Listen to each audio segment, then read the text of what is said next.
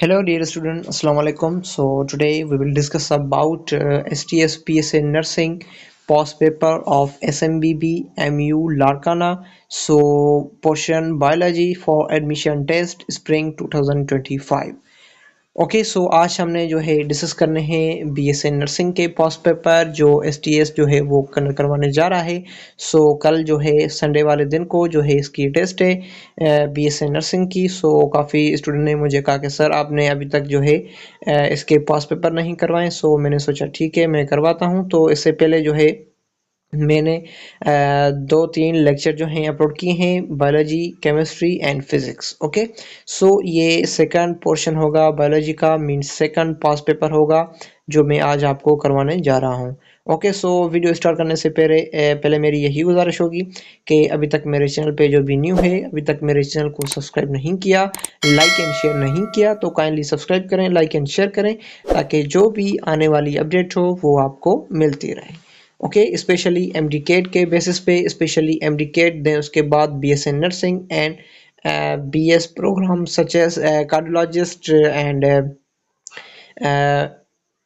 imaging technology, medical imaging technology and optometry and orthotist। so other fields जो भी MDCAT जो medical की fields हैं उनसे रिलेटेड जो भी मतलब के पास पेपर होते हैं उसकी टेस्ट होने जा रही होती है, उसके पास पेपर, उसके इंटरव्यू सारे डिटेल में इस चैनल पे देता हूँ। सो ओके सो चलते हैं देखते हैं क्या दिया गया है पीएसए नर्सिंग में। Okay Arteries that provide an alternative links in case of occlusion in artery. So that artery is known as anastomosis. Okay, then चलते हैं next MCQ की तरफ। Inner lining of blood vessels made up of aqueous epithelium is known as. So this is called as tunica intima. Then चलते हैं next MCQ की तरफ। Which of the following blood vessels contain nucleus? This is called as erythrocytes. Then चलते हैं next MCQ की तरफ। ATP synthesis take place in. So in which correct option is C, mitochondria having ATP synthesis. Okay. Then चलते हैं next MCQ की तरफ, देखते हैं उसमें क्या दिया गया है। Okay. Which tissue has greatest matrix? So वो हमारे पास कौन सा टिश्यू होता है जिसमें ज्यादा मैट्रिक्स पाई जाती है? This is called as nerve tissue, not a epithelial tissue, not a muscles tissue, not a connective tissue. So only nerve tissue having greatest matrix present. Okay then चलते हैं नेक्स्ट एमसीक्यू की तरफ। Smooth endoplasm reticulum is involved in the synthesis for the lipid, not a carbohydrate, not a protein, not a sugar। So आप सभी जानते होंगे smooth and rough जो होती है वो दोनों ही एंडोप्लाज्म रेटिकुलम की टाइप होती है। सो रफ जो होता है वो उस पे जो है राइबोसोम्स अटैच होते हैं, देन स्मूथ पे जो है वो राइबोसोम्स अटैच नहीं होते। सो देन रफ जो होता है, रफ एंडोप्लाज्म रेटिकुलम इन्वॉल्व होता है for the synthesis of protein, then smooth endoplasm reticulum जो होता है वो इन्वॉल्व किया जाता है for the synthesis of lipid. Okay so ये आप जो है आपने जो है डिफरेंस जो है याद रखना है। देन चलते हैं नेक्स्ट एमसीक्यू की तरफ। Genetic material of the body is present in nucleus, ribosomes, mitochondria, Golgi apparatus। So in which correct option हमारे पास C होगा। जो genetic material होता है genetic material of body is present in you know very well। okay nucleus not mitochondria मुझे वो याद आ गया था। okay genetic material of body जो होता है ना वो हमारे पास न्यूक्लियस में प्रेजेंट होता है। माइटोकॉन्ड्रिया जो होता है वो पावर ऑफ सेल होती है, उसमें एटीपी की सिंथेसिस हो रही होती है। राइबोसोम्स जो होते हैं वो प्रोटीन की सिंथेसिस करते हैं। So only genetic material of body is present in nucleus. Then चलते हैं नेक्स्ट एमसीक्यू की तरफ। नंबर 8 की बात करें तो people with the blood group A B contain antibodies. So वो हमारे पास कौन से मतलब कि उनकी एंटीबॉडीज होगी? जो एक बंदा है उस पे ए बी कंटेन होता है, ए बी ब्लड ग्रुप है जिसकी एंटीबॉडी कौन सी होगी? सो एंटीबॉडी उसके कोई भी नहीं होगी क्योंकि कोई ए ब्लड ग्रुप होता है तो उसकी एंटीबॉडी बी हो जाती है, जब बी ग्रुप होता है तो उसकी एंटीबॉडी ए हो जाती है। ये दोनों हैं, सो इस पे कोई एंटीबॉडी नहीं होगी। ये खुद ही खुद ही एंटीजन जो है ए भी है और बी भी है। ओके देन चलते हैं नेक्स्ट एमसीक्यू की तरफ। Which of the following blood group is called universal recipient? So हमारे पास ब्लड ग्रुप की बात हो रही है कि यूनिवर्सल रिसिपेंट कौन सा होता है हमारे यहाँ. So blood group universal recipient is known as A B blood group. जो ए ओ ब्लड ग्रुप होता है वो यूनिवर्सल डोनर होता है, आप सभी जानते होंगे. जो हमारे पास ए बी होता है वो यूनिवर्सल रिसिपेंट होता है. So O blood group is donor, universal donor. Okay, so AB blood group is universal recipient. So ये आपको जो है डिफरेंस याद रखना है. देन चलते हैं नेक्स्ट एमसीक्यूज की तरफ. Meiotic apparatus is formed in which of the following phase? That phase is known as prophase. Having meiotic apparatus is formed. Okay, then चलते हैं नेक्स्ट एमसीक्यूज की तरफ. 11 की बात है कि which hormone control the red blood cells for production? So that is known as erythropoietin is a red blood cells that control the production of red blood cells. That hormone is known as control the red blood cells for the production. Okay, this hormone is known as erythropoietin. Then चलते हैं next MCQs की तरफ. One hemoglobin molecule carry how many oxygen molecules? So एक hemoglobin का molecule जो है वो कितने जो है carry करता है oxygen के molecule? So वो हमारे पास 4 molecule of oxygen is carried by one hemoglobin. Okay, then चलते हैं next MCQ की तरफ. Transport of substance against the concentration of gradient by the using energy. So एक बहुत बड़ा ये टॉपिक है जो आपने याद रखना है. ओके, आपको जो है याद भी होगा कि जब भी हमारे पास ट्रांसपोर्ट होती है against concentration of the gradient using energy, this is called as active transport chain. Okay, so active transport जो होता है एक प्रोसेस होता है जब हम कोई बॉडी जो है मूव कर रही होती है from lower concentration to the towards higher concentration. So यहाँ पे जो है एक्टिव ट्रांसपोर्ट होती है. कोई बॉडी जो मूव कर रही होती है लोअर कंसंट्रेशन से हायर कंसंट्रेशन तक, उसमें जो है यूजिंग होती है एनर्जी का. ओके, सो एनर्जी का इस्तेमाल होता है उसमें. एनर्जी जो है हम जो है इन्वेस्टमेंट करते हैं एनर्जी का, जो है मतलब के उस प्रोसेस को जाता है एक्टिव ट्रांसपोर्ट. देन उसके बाद हम बात करें पैसिव ट्रांसपोर्ट की, तो आपने पढ़ा होगा कि कोई भी बॉडी जो होती है हायर कंसंट्रेशन टुवर्ड्स लोअर जाती है, तो उस प्रोसेस को हमने नाम देते हैं पैसिव ट्रांसपोर्ट. ओके, देन उसके बाद जो एक्टिव ट्रांसपोर्ट होती है उसमें से एनर्जी यूज होती है. सो वो higher lower concentration towards higher concentration जाता है, तो उसमें जो है एनर्जी यूज होती है. देन हम बात करें पैसिव ट्रांसपोर्ट की, तो उसमें एनर्जी का कोई यूज नहीं होता क्योंकि वो हायर कंसंट्रेशन का लोअर कंसंट्रेशन तक जाती है. Okay, so this is called as active transport chain because of in which concentration of energy is used. Okay, so चलते हैं नेक्स्ट एमसीक्यूज की तरफ.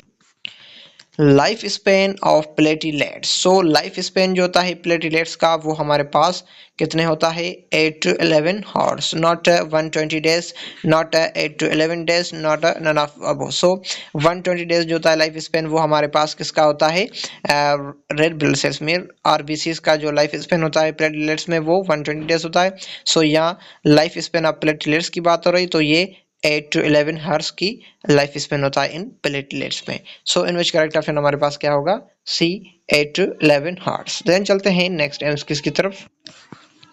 देन 15 की बात करें तो which of the following white blood cells produce antibodies.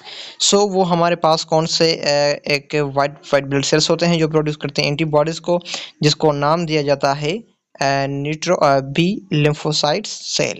Okay, this cell is known as white blood cells produce antibodies. That cell is known as B lymphocyte cell. Okay, then चलते हैं next MCQ की तरफ. Okay, सो 16 की बात करें तो which of the following layer of epithelium contain goblet cell. So वो हमारे पास कौन सा एपिथेलियम सेल का लेयर होता है जिसमें जो है गोबलेट सेल्स की कंटेनिंग होती है. So this is called as columnar epithelium cell. Okay, not others cubital epithelium or Kisum epithelium or stratified epithelium. So only columnar epithelium cell that contained by the layer of an epithelium that contain is known as goblet cell. Then चलते हैं next MCQ की तरफ. Okay, सो 17 की बात करें तो which of the following white blood cells are specialised to eliminate parasite infection. So हमारे पास वाइट ब्लड सेल्स दिया गया है कि white blood cells of specialised to eliminate parasite infection that tissue is known as that cell is known as neutrophil cell, lymphocyte cell या eosinophils या basophils. So in which correct option is A neutrophil cell. Okay, then चलते हैं next MCQs की तरफ। सो आगे बढ़ने से पहले मेरी यही गुजारिश होगी, जो भी मेरे चैनल पे न्यू है, अभी तक मेरे चैनल को सब्सक्राइब नहीं किया, लाइक एंड शेयर नहीं किया, सो काइंडली सब्सक्राइब करें ताकि जो भी आने वाली अपडेट हो वो आपको मिलती रहे। ओके, सो चलते हैं नेक्स्ट एमसीक्यूज की तरफ। ओके, सो 18 में कह रहा है कि which of the following act on hypoderms to raise body temperature that is known as histamine, serotonin, thromboxane या interleukin. So in which correct option is D, interleukin. Then चलते हैं नेक्स्ट एमसीक्यूज की तरफ, देखते हैं उसमें क्या दिया गया है। 19 की तरफ चलते हैं। Which cell to connective tissue produce collagen and elastic fiber? That cell is known as fibroblast. Okay, not a adipose, not a leukocytes, not a mast cell. Only fibroblast cell. Which cell connect to tissue produce collagen and elastic fiber? Okay, then चलते हैं next MCQ की तरफ। Okay, सो 20 में कह रहा है कि during injury which cell release heparin and the histamine. So that cell is known as fibroblast, adipocytes और ल्यूकोसाइट्स और mast cell. So during injury के दौरान जब भी कोई सेल रिलीज होता है हेपरिन और हिस्टामाइन से, तो वो हमारे पास एडिपोसाइट सेल होता है। Okay, not a fibroblast, not a leukocytes, not a mast cell, so only adipocytes. Then चलते हैं नेक्स्ट एमसीक्यूज की तरफ, देखते हैं उसमें क्या दिया गया है। 21। ओके, 21 में कह रहे हैं कि allergies and inflammatory response to cause by the neutrophils B lymphocytes और मोनोसाइट्स और बेसोफिल्स। सो हमारे पास एलर्जीज एंड इन्फ्लेमेटरी जो होता है रेस्पॉन्स वो कॉज होता है हमारे पास न्यूट्रोफिल्स से। ओके, देन चलते हैं नेक्स्ट एमसीक्यूज की तरफ। Which of the following are not include in ऑर्गेन्युलोसाइट्स। सो इनमें से कौन सा जो है हमारे पास इंक्लूड नहीं किया जाता ऑर्गेन्युलोसाइट्स में। So this is called as monocytes, lymphocytes और eosinophils. So this is called as lymphocytes. Then चलते हैं नेक्स्ट एमसीक्यूज की तरफ। 23 में कह रहा है कि मैक्रोफेज इन लिवर और call as Langerhans essential cells, monocytes और Kupffer cells. So Langerhans cells is macrophage in liver और call as Langerhans cells. Okay, then चलते हैं नेक्स्ट एमसीक्यूज की तरफ। Which of the following plasma protein maintain normal osmotic pressure? इनमें से कौन सी plasma की प्रोटीन मेंटेन करती है नॉर्मल ऑस्मोटिक प्रेशर को। सो वो हमारे पास ग्लोबिन होती है, ग्लोबुलिन होती है, ट्रांसफिमरिन होती है और अल्बुमिन होती है, फाइब्रोजिन होती है। सो ग्लोबुलिन जो होती है वो जो है एक मेंटेन करती है नॉर्मल ऑस्मोटिक प्रेशर को इन प्लाज्मा प्रोटीन में। ओके, देन चलते हैं नेक्स्ट एमसीक्यूज की तरफ। In ABO blood group, this is called as universal donor जो होता है वो होता है, देन AB जो होता है वो हमारे पास रेसिपिएंट होता है। यहाँ ABO की बात हो रही है। Okay, ABO blood group system antigen are found in the surface of which type of cell. So this is called as white blood cells, red blood cells और platelets. So in which correct option is platelets. Then चलते हैं next MCQs की तरफ। Okay, सो 26 में कह रहा है कि the volume of blood eject per beat of heart is referred to as. So this is called as stroke volume. जो हमारे पास होता है ब्लड वॉल्यूम ऑफ ब्लड जो होता है उसको इजेक्ट किया जाता है पर बीट के हिसाब से, जो हार्ट में बीट्स होती हैं जैसे उसको नाम दिया जिसको रेफर किया जाता है स्ट्रोक ऑफ वॉल्यूम से। Okay, not a heart rate के हिसाब से, नॉट अ ब्लड वॉल्यूम से, नॉट अ कार्डिक आउटपुट से, so only stroke volume. Then चलते हैं नेक्स्ट एमसीक्यूज की तरफ। 27 में कह रहे हैं कि between left atrium and left ventricles. Okay, so left atrium and left ventricle the valve dead wall is known as. आप सभी जानते होंगे कि ये बहुत बड़ा एक कॉन्सेप्ट है जिसे आप समझें कि ह्यूमन हार्ट होती है जिसमें राइट एट्रियम होते हैं, उसके हमने वाल्व पढ़े हुए हैं। सो जैसे राइट एट्रियम होता है वैसे राइट वेंट्रिकल होता है, जैसे लेफ्ट एट्रियम होता है जैसे लेफ्ट वेंट्रिकल होता है। ओके, सो यहाँ बात हो रही है लेफ्ट एट्रियम की, लेफ्ट वेंट्रिकल की, उसमें से कौन से वाल्व पाए जाते हैं। सो आप सभी जानते होंगे जो हमारे पास वाल्व होते हैं वो बाइकस्पिड वाल्व होते हैं, तो इसमें तो दिए ही नहीं है। यहाँ ट्राइकस्पिड वाल्व दिए गए हैं, एओर्टिक वाल्व दिए गए हैं और मिट्रियल वाल्व दिए गए हैं, देन उसके बाद पल्मोनरी वाल्व दिए गए हैं। सो यहाँ तो इसका कोई ऑप्शन ही नहीं है।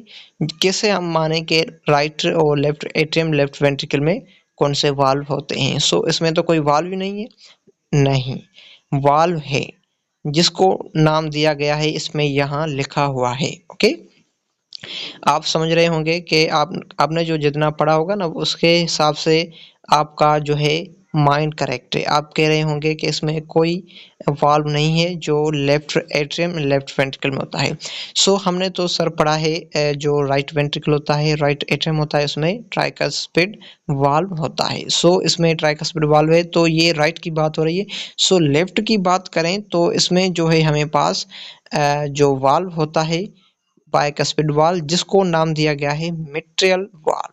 Mitral valve is the name of bicuspid valve. Bicuspid valve is between present left atrium and left ventricle. Okay, so आपका ये concept clear हुआ।